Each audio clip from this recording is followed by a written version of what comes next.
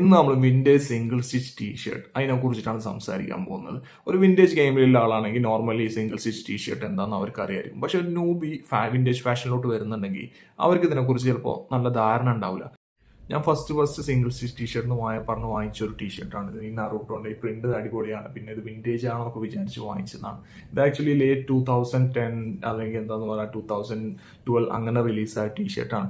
എനിക്കിതിൻ്റെ dealer ഈ stitch കാണിച്ചു തന്നിട്ട്, എന്താ പറയുക, ട്യൂബുലാർ സ്ട്രക്ചറിലെ ടീഷർട്ട് കാണിച്ചു തന്നിട്ട് ഇതാണ് സിംഗിൾ സ്റ്റിച്ച് എന്ന് പറഞ്ഞിട്ട് എനിക്ക് കച്ചവടാക്കി തന്ന സാധനമാണ്. അപ്പോൾ ഫസ്റ്റ് സ്കാം പറയാൻ പോകുന്നത് എന്താണ്, ഈ ട്യൂബുലാർ പാറ്റേൺ ഇവിടെ എന്താണ്, ഈ ഔട്ടർ സീം സ്റ്റിച്ച് ഇല്ലാത്ത ടീഷർട്ട്, ഇതിനെ സിംഗിൾ സ്റ്റിച്ച് ടീഷർട്ട് എന്ന് പറഞ്ഞ് പല ഡീലേഴ്സും മാർക്കറ്റിൽ വെക്കുന്നുണ്ട്. ഇതാണ് ഒന്നാമത്തെ സ്കാം വരുന്നത്. അപ്പോൾ എങ്ങനെയാണ് സിംഗിൾ സ്റ്റിച്ച് ടീഷർട്ട് ഐഡന്റിഫൈ ചെയ്യുക?